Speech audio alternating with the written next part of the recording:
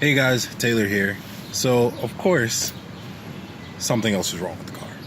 So, if you've ever come out to your car and you go to start it, as I'm about to do now, and you just happen to hear this rattling noise.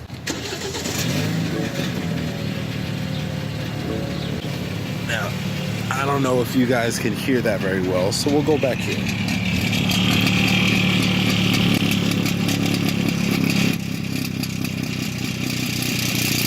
You hear that? Well, let me explain to you what exactly that is. Now the part that we're looking for is called the flexing bow. So let's open up Google and you'll see that I've already pulled it up here on screen. This is what it looks like. It's a small metal loop that connects the actuator on the right to the valve located in the exhaust on the left, allowing it to control airflow through the secondary exhaust pipe. Now, this is something that almost all BMWs from 2014 on have in order to help improve things like back pressure, emissions, and performance. So, when you're searching for it, this part number here, ending in 0323, is going to be your best friend. I'm not sure if it's different for newer cars, but this is the part number you need for your 2, 3, and 4 series, since they all use the same setup. And even if you have the dual exhaust in the 6-cylinder engines, it's going to be the same. Now, search using this part number and you'll find it on different sites for different prices, but mostly you'll see them, they should be in about the $8 range, as you can see here on ESC Tuning. Even some BMW dealerships have it for around the same price, like this one here in South Atlanta. Not every dealership is like this. As you can see, the one by me is charging about double. Now, while that's highway robbery, for what should be a $4 piece of metal, I couldn't stand the sound of it and wanted to replace it as soon as possible. So I paid the convenience fee, if you will, just to get it right now. Okay, now that you know what it is, let's fix it. This little piece right here is what's causing all of that noise. I can't have that. So I went and got this from BMW, even though they charged me an arm and a leg, as you saw already. And I felt like there was something that I could do myself. So let's find out just how DIY of a project this is. I may have to take the exhaust or the muffler off of the car itself and really just take it off of the hangers, which will drop it down about 3 inches. That way it'll give a little bit of clearance so that I can actually reach that piece, this right here. I'll be able to replace this because it's shattered 2 pieces. How this metal clip shattered 2 pieces, I'm not sure, but completely gone. Not completely. I did find one little piece of it still there, which I'll post up right now. And that was just barely hanging on for dear life to the other end of the exhaust. So, all in all, what I'm gonna have to do, take the muffler off the hangers, drop it about 3 inches. Take the actuator off of the muffler. Put this piece back in so that it sits and actually connects the flap to the actuator. Put the actuator back on, then lift the muffler and put that back on. Apparently, just dropping the muffler and letting that hang down 3 inches is only going to have it resting on the metal cross beam under the car. It's not supposed to do any damage. I don't see how it's going to do any damage looking at it myself, but you know, let's see if we can actually do this. I'm confident that we can do this. I got the tools, I got the damn part. We're doing this. Because I'm not taking this to BMW for them to tell me that it's gonna take them a day, 2 days, 3 days just to put that little piece in. Just a little clip. Just a little clip causing all this ruckus. But we're gonna fix it. So I'm gonna switch to the GoPro on my head. Audio's probably going to be shit, but bear with me. You guys will see me in live action fixing this. Hopefully.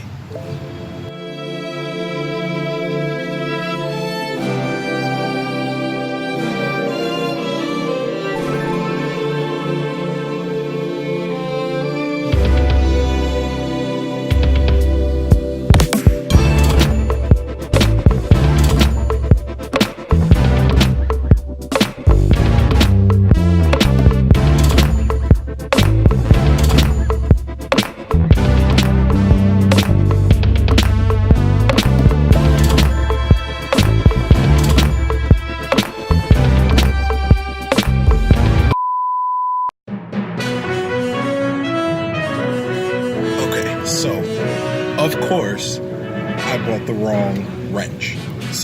Or socket. So, back at Lowe's, returned it, got the right one. Now we're gonna head home to be able to...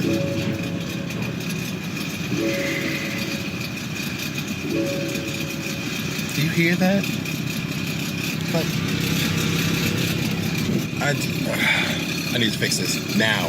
But do you hear that? Can't hear it from inside the car. Boom. Hey guys, so as you can tell, it's the next day. I started losing light yesterday, so I couldn't really film it, but I did complete the job. Everything went according to plan. No, it didn't. It definitely didn't. I got it done, but it definitely took way longer than I thought it was going to. I had to try to line up the pin with the seat of the flap and the actuator because they weren't turned in the same way. Anyway, just realize that it is a spring. Even though it's a pin, it's a spring. So with you actually putting the pin in, it's not just going to sit automatically. You've got to actually squeeze it down and put some pressure on it in order to sit there. So what I'm going to do, I'm gonna lift the car back up, show underneath so that I can show you guys what exactly you need to do in order to fix this. All right, so we're gonna jack the car back up, slide underneath. I'll see you guys there.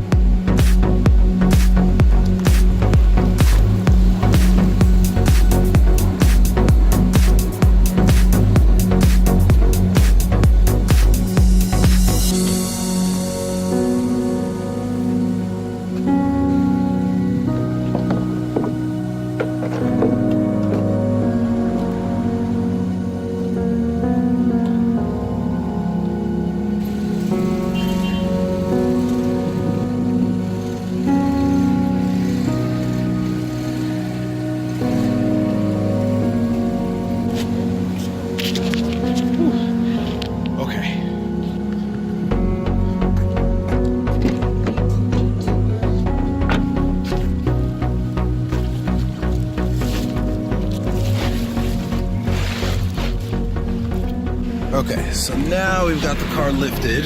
I can come under here and show you what we're looking at. So, right there is the actuator and the actual pin right here that will make it so that, and it's really stiff right now, which is perfect so that it doesn't flutter around. Now, see this right back here? There's identical one to this on the passenger side right there. So what you want to do, you want to undo these. This is going to be a 13mm bolt. You want to undo both of them, take them all the way off so that the exhaust itself drops down about 3 inches. Now, the reason why you're doing this is so that you get clearance to this bolt, and there's one right back here to clamp down on this spring and to hold this in place. So what you want to do, you want to remove this, drop it down about 1 inch, and then shift it over to the passenger side, and then let it drop down the other 1.5 inches that it's going to drop down. That way you get full clearance to this. So this 13mm bolt, these are 10mm bolts. Take off all 3, pop this right off. Make sure you unplug this first so that you can actually get this all the way off. And you're going to want to unplug this before you drop down the exhaust, because as you can see, it's very, very, very taut as it is. So you dropping that down is not going to give you any clearance to get at the actuator.